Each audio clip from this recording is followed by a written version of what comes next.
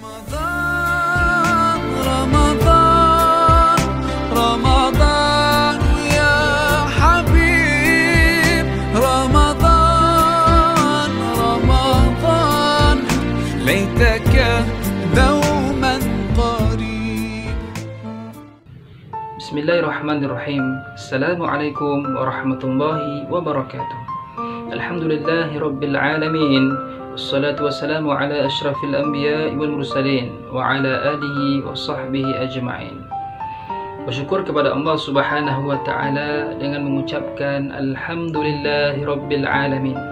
Berselawat ke atas baginda Nabi Muhammad sallallahu alaihi wasallam. Allahumma salli ala sayyidina Muhammad wa ala ali sayyidina Maulana Muhammad.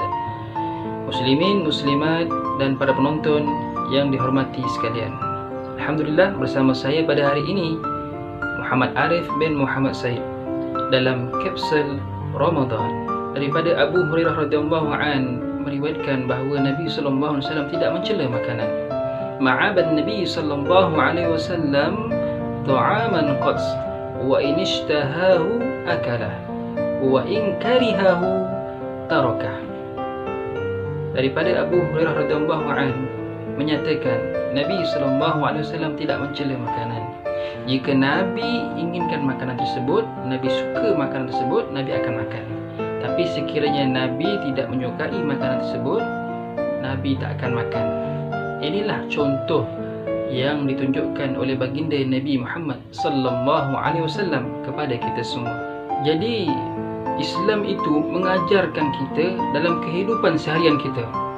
Dari mula proses sebuah makanan itu, dari mula sebelum makan sehingga selesai makanan tersebut. Jadi terutama juga makanan itu sendiri. Jadi apa yang ditunjukkan oleh baginda Nabi Muhammad sallallahu alaihi wasallam memberikan kita garis panduan. Nabi sallallahu alaihi wasallam tidak mencela makanan kerana makanan merupakan nikmat daripada Allah Subhanahu wa taala. Jadi kita sebagai manusia yang senantiasa mengharapkan nikmat daripada Allah Subhanahu wa taala siang dan malam, tidak sewajarnya kita mencelanya. Kerana perbuatan mencela menunjukkan tanda kita tidak bersyukur atas nikmat yang Allah Subhanahu wa taala berikan kepada diri kita. Muslimin muslimat yang dirahmati Allah Subhanahu wa taala sekalian, mungkin pada kita tak suka, tetapi kita lupa ada orang lain yang suka tanpa kita sedari. Dan ini menunjukkan ketinggian akhlak baginda Nabi sallallahu alaihi wasallam. Kerana tanpa kita sedari, mencela makanan akan mengakibatkan kesan-kesan yang buruk. Yang memasak akan terluka hatinya, dan itu telah melukai hati saudara kita yang telah berbuat baik dengan kita. Kalau isteri yang masak, isteri akan terluka, tuan. Kalau suami yang masak, suami juga akan terluka. Kalau pembantu rumah yang masak, pembantu rumah juga akan terluka.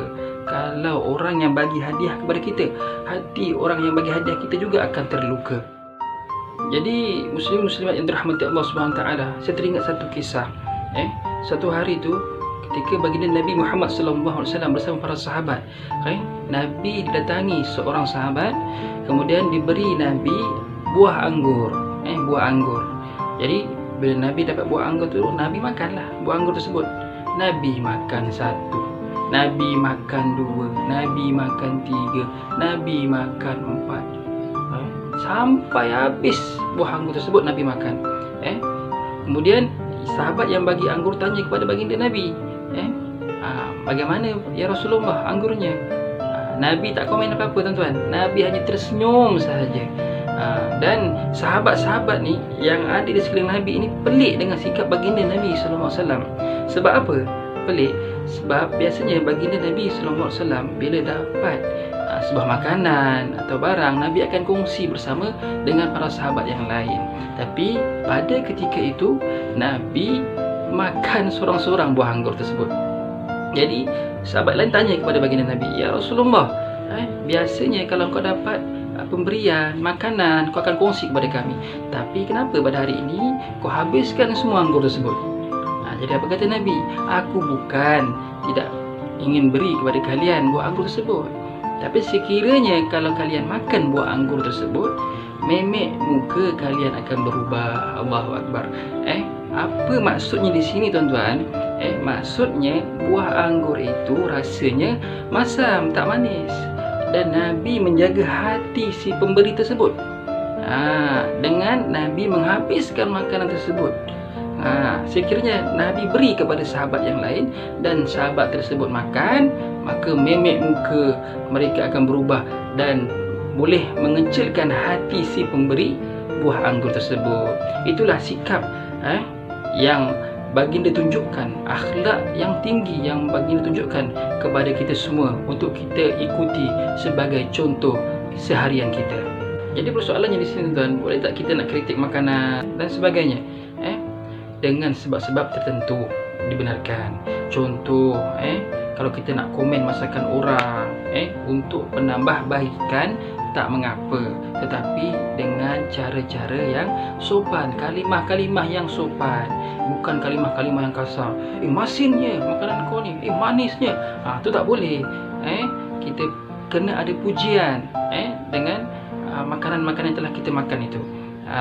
Contohnya kan, kalau kita pergi bazar beli makanan ataupun orang rumah kita masak, suami kita masak ke apa kan, macam mana kita nak tegur ni kadang kan.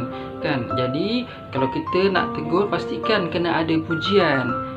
Contoh kita makan lauk ni masin kan, kita pun makan, kita puji dulu, sedap lauk awak ni.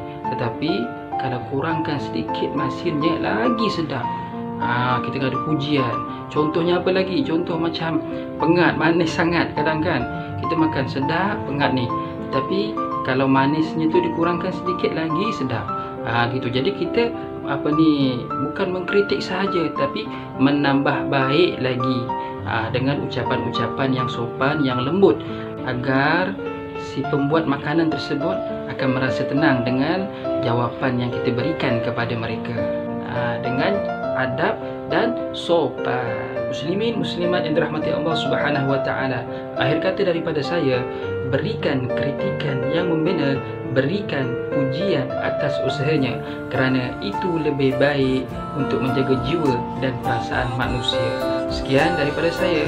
Wabillahi taufiq wal hidayah. Assalamualaikum warahmatullahi wabarakatuh.